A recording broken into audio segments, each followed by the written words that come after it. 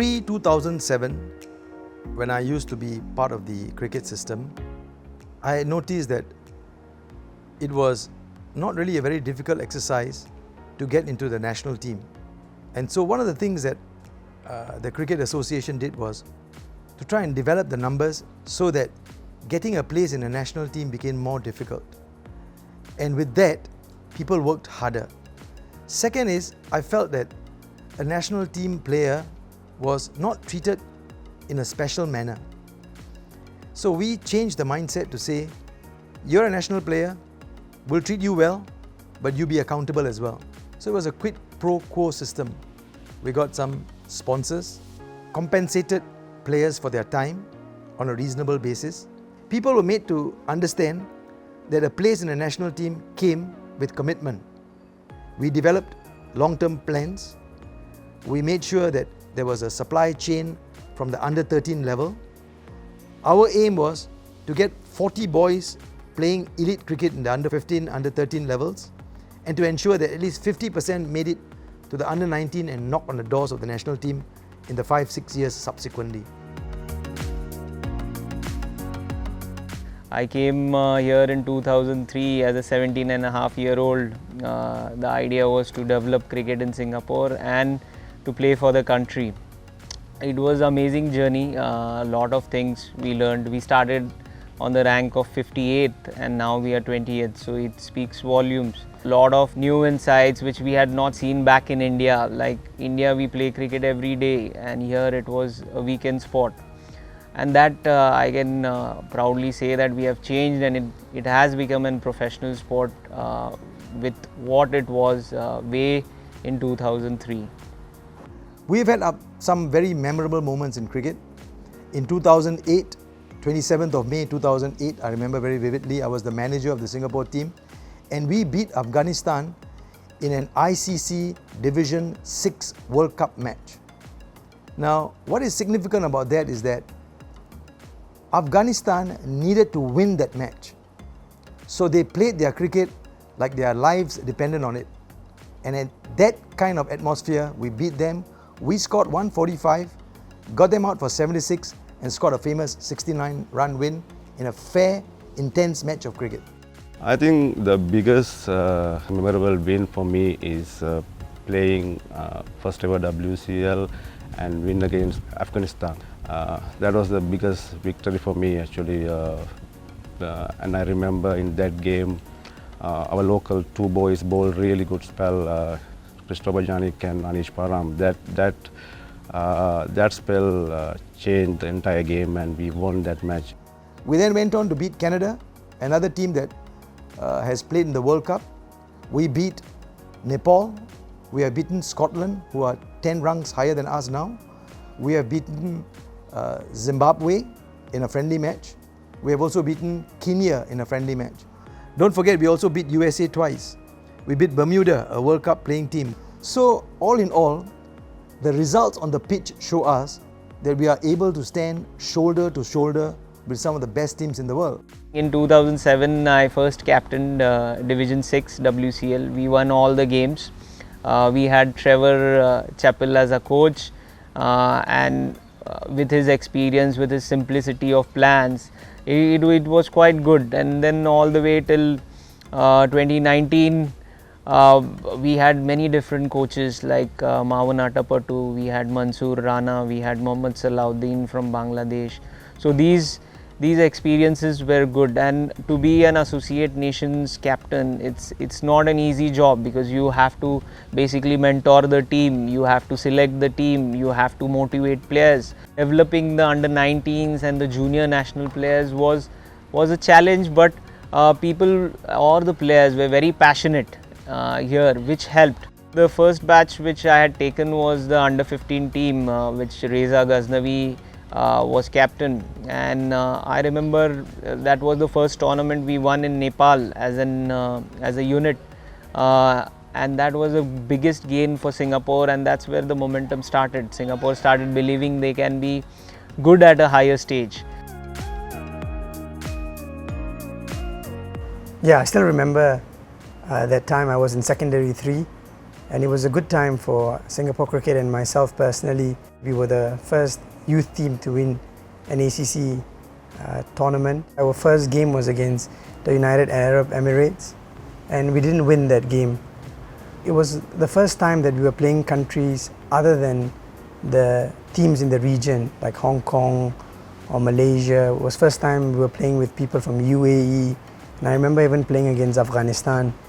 And back then what you hear about Afghanistan was that it was a war-torn country, and the first time you meet a person from that land, with all you have heard from the news, you are terrified, to be honest.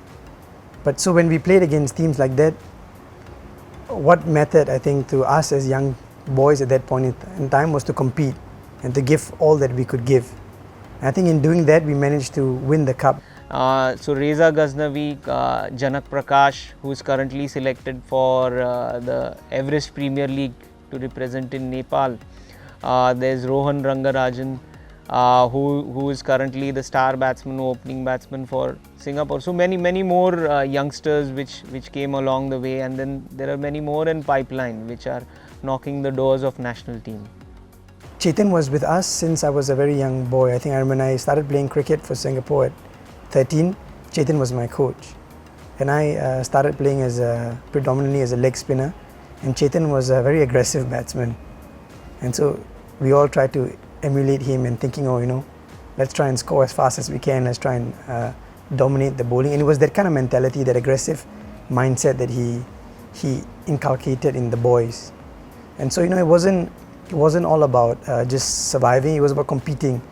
Not just score fast, not just take wickets early, a mindset where it was attacking. And I think that rubbed off on the kids, on the boys.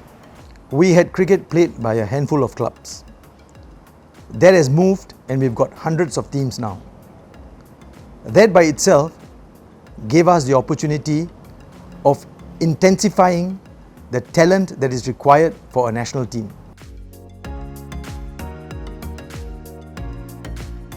At the end of 2013, I decided to take the reins of the cricket management and give the Indian Association its rightful place in the cricket scene here in Singapore. And that's how it started.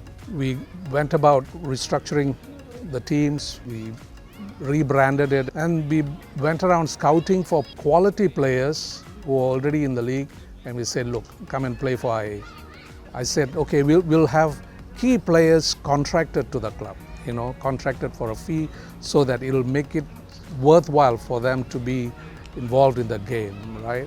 I made incentives, bonuses and cash awards accessible to all players in all divisions, including those who are not contracted to play for us. And that, really brought about a lot of excitement in the team. In the first year itself, the formula worked. We were champions, in all three divisions, main divisions. For the next 6 years, the Premier side, held the championship year after year. They were hungry as ever to win championships. So until about 2019, we held the championship. And the other thing that we did was bring in foreign players into the mix, which will provide some motivation for our local players. So we picked up players from Sri Lanka, India, Pakistanis who are playing in Malaysia, some Bangladeshis and so on. So that really helped in raising the bar in the competition. Playing a league is really important for any player, so that's the start, right? You start to play with different players, so the overseas players came into play, and for different clubs, and it's give a good experience for the players. Some of the clubs like IA and I can remember Ceylon Sports Club, Tanjay CC brought very strong players from overseas to play this league. So that gave good opportunity to youngsters to learn a lot of things from those players and upgrade their game. Indian Association can boast of, at any one time having at least 15-20 players who were in the national side who were in the age group sides. The attitude towards the game at Indian Association did help bring about the kind of players who can play at high levels for Singapore. If you compare when I was playing in the situation now, I think talent-wise there was always talent in this country, but what is different is that there seems to be more of a structure now. The players know what they have to do. There's more a scientific approach to what they have to do. The boys are getting fitter, stronger, they're more mature in their game at an early age. It is what I think we needed early on, but it's good to see that it's happening now. One of the key things that we need to do is to keep winning the ICC, ACC tournaments, and that has got a spin-off effect on popularizing the game because we get more airtime, we get the attention of the sports administrators, and we get more support. Funding support is critical. So that will help get more people playing the sport and give us a bigger pool of players on an ongoing basis to select from and to fill the retirements in the national side over the next 5-10 years. It's a dual process. The first is to create a system where we don't run out of cricketers. The second is to ensure that the supply chain translates to a better national team. A better national team is defined by the successes that it courts at the international level. And we've been able to do that. We beat some reputable teams. We gave other reputable teams a run for their money. And we are on the brink of moving into the big time if we get adequate facilities. I'm quite confident of that.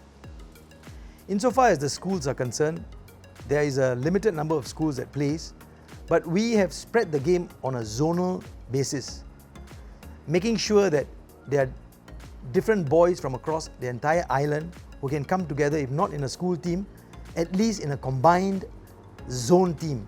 And I think that's a move in the right direction. With the current youth players and the way in which games are being played constantly, the exposure that they are getting, foreign sides coming here to play, we should be trying to play in the World Cup soon, and causing some upsets if possible. If you look at Afghanistan was a team that came up very quickly, and it was a Singapore team that beat Afghanistan not long ago before they became a formidable team. And I think it's got to do with a few things, with the experience, the exposure, and also the fact that if you constantly play good cricket, you get better. And I think that is what is happening now, which is heartening to see.